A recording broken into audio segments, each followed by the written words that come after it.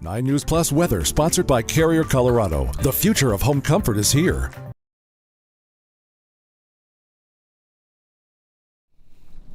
Hey, happy Tuesday, and thanks so much for joining us here on 9 News Plus. I'm 9 News meteorologist Chris Bianchi with a detailed look at a very busy week of weather coming on up, and really all eyes tomorrow on a heightened threat for severe weather for us, including the Denver metro area. I don't want to sound too alarmist by saying this. Part of this is because it's been a quiet couple of years, but I would say pretty safely that tomorrow's going to be our highest risk for severe weather in the Denver area in a couple of years, probably going back to 2017, 2018. So start taking some of those precautions.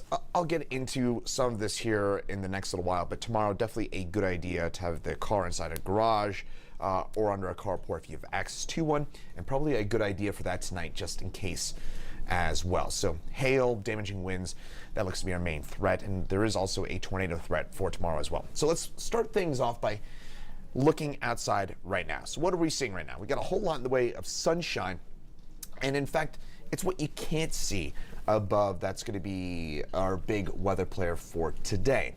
What you can't see is that right now it's pretty warm at the surface, but just above us, it's actually a little bit warmer, and warm air rises until it runs into a lid of warmer, even warmer air above the surface. And when you get that, that stops that air from rising, and it kind of forces that air to basically sit still. Long story short, it's called an inversion, and if we are able to break through this cap, this lid of warmer air, then we can get some stronger storms today. But we'll likely stay dry across most areas, including Denver, for today and tonight. But there's still a little bit of a severe weather risk out there for tonight. Again, it's tomorrow we're a bit more concerned about. All right, so right now, looking outside, a few bubbly clouds off into the foothills.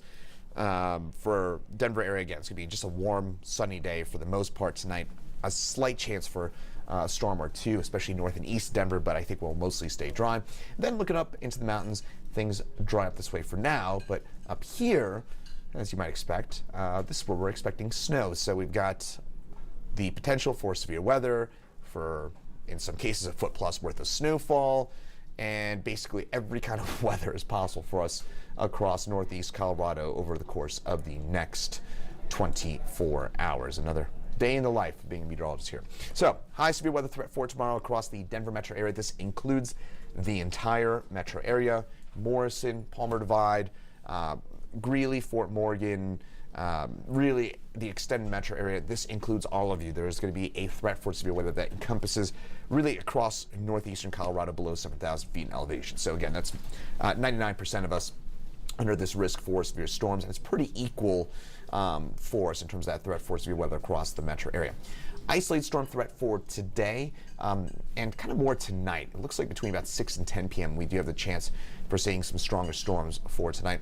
And overall, it's just an active weather week. We're going to get a lot of rainfall. So if we are able to avoid some nasty severe weather tomorrow, I do think we are going to be getting mostly just kind of beneficial rain from the system aside from that. High fire danger for south central Colorado for today as well. Just want to mention that for the San Luis Valley and through the I-25 corridor. We do have the threat for severe weather now, for I should say fire weather, so just avoid outdoor burning in that part of the state. For northeast Colorado, for tonight, again, this is a conditional risk. Most of us stay dry. If you look at your phone apps for tonight, it might show a 5-10% chance of rain, and that's probably right. I would say we've got a maybe 10% chance of seeing rain. Problem is, if we do see rain, it would be the potential for a hail-producing thunderstorm. So we have the conditions in place for large hail if we're able to develop thunderstorms, which is depending on the amount of moisture we get. Long story short here, folks, have the car in the garage or the carport just in case. Again, tonight, most of us will stay dry, but 1 or 2 storms may develop, and if you do get under one of those storms, they will have the pretty high potential of producing a lot of hail. So just, again, have the car in the garage or carport. After work tonight, we're fine during the day today. This would be after dark tonight. And you can see it here. This is the forecast, computer forecast model. Look at this, northern Weld County, northern Larimer County, come 1, 2, 3 in the morning. So this is deep into the overnight hours up there by Cheyenne, Wyoming, and the state line, where we're seeing some of these really strong storms that develop late tonight and early tomorrow morning. So again, most of us, 90% of us will stay dry for today and tonight. Problem is, if you do get under one of those storms, that's where we could see that potential for some pretty nasty weather out ahead of our main event for tomorrow. So again, just kind of break things down again. Slight risk for a storm tonight, overnight mainly, and then tomorrow is the main event. So come 1, 2 in the morning, again, this is one computer forecast model spitting out that strong storm in Weld and Larimer counties. Again, this is conditional. Most of us will stay dry. Most of us will not see this tonight. I think tomorrow is going to be the main event. And by the way here, folks, one thing for tomorrow, I'll get into this here in just a second. I'll break this out. There's a lot to get into. So temperatures right now, 60s, 70s. Today, by the way, very likely going to be our warmest day of the upcoming week. A few spots in southeast Colorado probably get to 90 today. And in fact, that's going to be basically a lock at this point for Springfield, where it's already 85. Trinidad at 78. A lot of spots here in southeast Colorado based on that, probably going to get to 90 or above today. Maybe even low to mid 90s, a place like Springfield where it's already 85 at 11 a.m. on this Tuesday morning. So for today, here in Denver, probably upper 70s, probably talking about 78 for a high. Isolated storm between about 6 and 10 tonight in the metro area, maybe a little later as you get north and east of town. Again, garage, carport, that'll have you covered. If you have to leave your car outside, by the way, I know not everybody has access to a garage or a carport. I don't. If you want to be safe about it, have a comforter or some sort of bedding. That'll do it. If you put a comforter on your car, you'll be all right in a hailstorm. So again, just a good idea to have that for tonight. Those hail precautions. If you have those plants, if you've already planted, well, sorry. But the other thing is you can also bring it inside some of those plants. I'm gonna have my fiance do that with our garden for tonight as well. So just again, start taking those hail precautions, thinking about those for this afternoon and tonight. For today, temperatures again mostly in the 80s, low 90s for us in the eastern plains. Denver area will probably stay just shy of 80 degrees. That's my guess for today. For 78 for us here in town, 60s for the most part in the mountains, and a few 50s in those highest elevations for those high temperatures. AC Doppler radar, it is quiet right now. We did get some of the storms overnight. Those are producing, by the way, some severe thunderstorm and tornado warnings out in Kansas, Nebraska right now. But right now it is quiet for us here in Colorado. You look off to our south and east. There's kind of two storm systems that are going to merge together. This is one of them out here in Texas. That's going to merge with another one and form an area low pressure over southeast Colorado tomorrow. And that's going to tap into all this Gulf moisture and give us that threat for severe weather for tomorrow in particular. For tonight, again, isolated storms. We've talked about this plenty already. Mostly cloudy skies. One thing to watch for, and this might feel like an oxymoron, but tomorrow morning, if you wake up to sunny skies, you might tweet in caps lock at me saying, wait, weren't we going to get thunderstorms tomorrow? But if you wake up to sunny skies tomorrow morning, that is a sign that we're going to probably have a really active day tomorrow, because the more sunshine you get in the morning hours, that's energy, that's instability, that fuels those showers and thunderstorms. Think about it as basically storm food. So again, tomorrow morning we wake up to sunny skies. Again, you might be going, wait, what? That would be our sign that we could be looking at a pretty nasty day of severe weather. If we wake up to cloudy skies, that might be actually a good thing in terms of that potential, in terms of limiting maybe some of the highest end severe storm potential. But for tomorrow, mid-70s, we don't really care about the temperature tomorrow. What we care about, showers and storms, probably between about 12 and 5 p.m. will be the rough time frame for the Denver area with the highest threat for severe storms. Some of the computer forecast models are a little wonky in terms of the timing. They're a little all over the place on the timing right now, but I would say 12 to 5 p.m. looks to be the main time window. We'll probably narrow that down a bit more as we get later through the day and early tomorrow morning. We'll have a better idea about the timing. But again, 12 to 5 looks about right now for the highest threat for severe storms for us across the metro area. So for tomorrow, again, tomorrow's the main event in that yellow shading. Again, notice how that covers the entire Denver metro area, basically all of eastern Colorado with the exception of Pueblo on south. This is where we're looking at every mode of severe weather possible. So we're talking about the potential for large hail, damaging winds, as well as tornadoes. And as I mentioned, just going back, and I don't mean this in a fearful way, this is partially because the last few years have been pretty quiet. This tomorrow looks like the highest potential for severe weather that we've seen in about 5-6 years here across the metro area. Again, don't mean to scare you all that much. Here's a look at those overall threats. The highest hail risk at this point will probably be just to the north and east of Denver. So watching us from central Denver, we're firmly within the high severe weather risk zone, to be clear. There is the potential for baseball, tennis ball sized hail for tomorrow across the Denver area, but the highest risk for that will probably be just north and east. So Greeley, my friends up there, Fort Morgan, even Fort Collins, I would say really kind of Brighton on north and east. That's where I think that highest hail potential will be for kind of 2-inch plus, damaging roofs, sidings, certainly car windows, that sort of hail. That's probably going to be just at its highest, just north and east of the city. That threat is in place for Denver as well. So again, hail precautions, you absolutely have to take those for tomorrow. There's also a threat for tornadoes, as well as damaging winds will probably end up being our main hazard for tomorrow across most of the metro area when we're talking about 70+ mile an hour winds, very likely or very possible with some of these storms for tomorrow. So close look in tomorrow again, 4, 5, 6 o'clock, we're seeing those storms widespread, starting around 1, 2 o'clock in the southern foothills and the Palmer Divide, moving to the north. Unusual storm direction if you're a bit of a weather nerd or a bit of a weather kind of into the weather. Tomorrow, one of those weird days where you look to the south to see where those storms are coming from. Normally we look to the west or west-southwest. Tomorrow, if you look due south, that's where you're probably going to be seeing where those storms are coming from. And then by tomorrow night, you'll see that it looks pretty active tomorrow night, no doubt about it.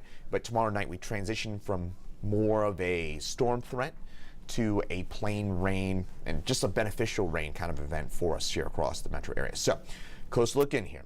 2, 3 o'clock, southern foothills, 1, 2, 3 o'clock, southern foothills, seeing those initial storms develop. They move from south to north. As they do so, they will gain intensity. Again, this is conditional based on a couple of different factors, but the main one being if we get sunshine tomorrow morning, that will give us more instability and more of a heightened threat for these storms to really go gangbusters tomorrow afternoon and early evening. In Denver area, again, 4, 5, 6 o'clock, we're seeing some pretty nasty storms. Look at that in Brighton, as I mentioned. I think just north and east of the city will have a higher threat for some of that big hail. Again, tennis ball sized hail, that sort of thing, will be highest from the airport on north and east, Brighton on north and east.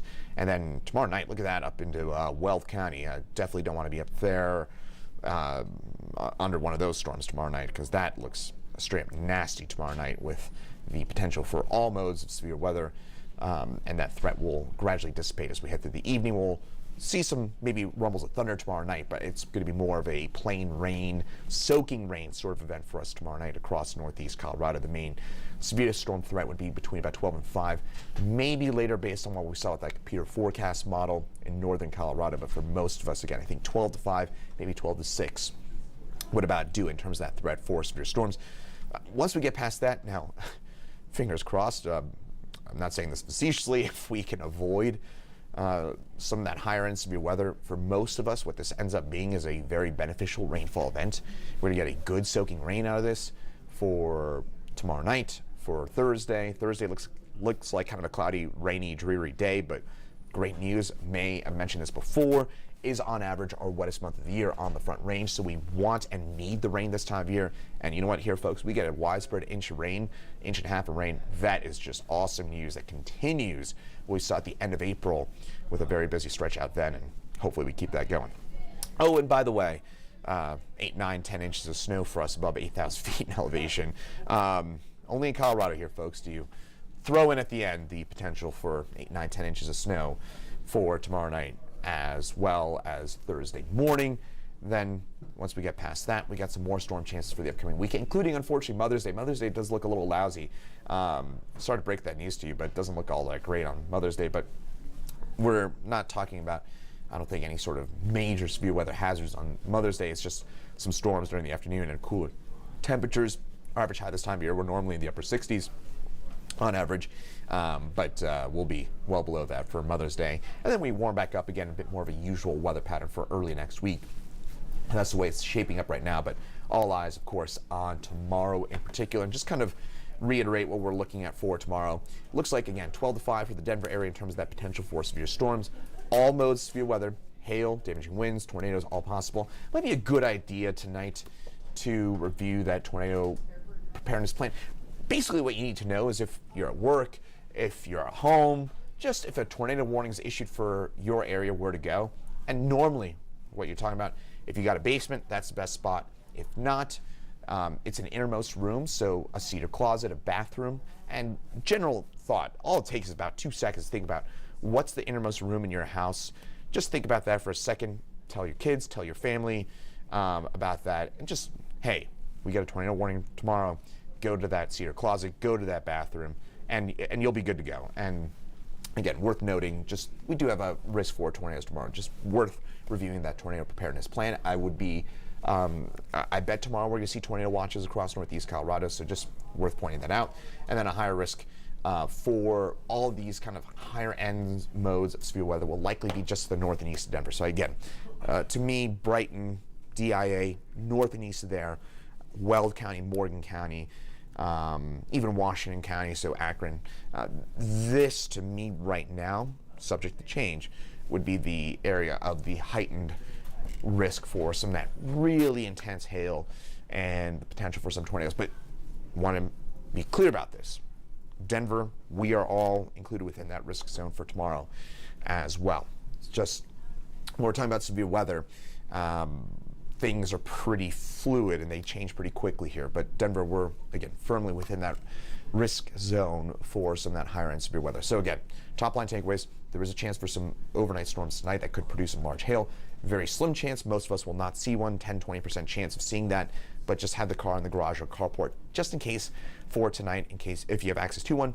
Tomorrow is the main event with some of those strongest storms between about 12 and 5 p.m. Large hail, damaging winds, tornadoes, all possible for the entire Denver metro area. Highest risk, as I mentioned, just north and east of the city. Then Thursday, it's kind of a plain rain, occasional rumble of thunder kind of day, soaking beneficial rain. And then the mountains above 7,000 feet in elevation, we'll start to see that snow develop tomorrow night and Thursday morning with the potential for up to a foot of snow above 9,000 feet in elevation. Most of us see a lot less than that, even into the mountains. And then by Friday, back to our regularly scheduled afternoon showers and storms, and then Mother's Day looking a little bit on the unsettled and cool side. If that doesn't sum it up for you, meteorologist Greg Perez is right behind that TV screen getting ready for 9 News at noon. And he'll also have an update for you at 9 News, here on 9 News Plus at 2 p.m. So we'll have continued updates on this throughout the course of the day today, and also for tomorrow. We'll have some special coverage as needed, as warranted, for those storms for tomorrow as well here on 9 News Plus. But once again, I'm 9 News meteorologist Chris Bianchi. Thanks for joining us here, and have a great rest of your Tuesday.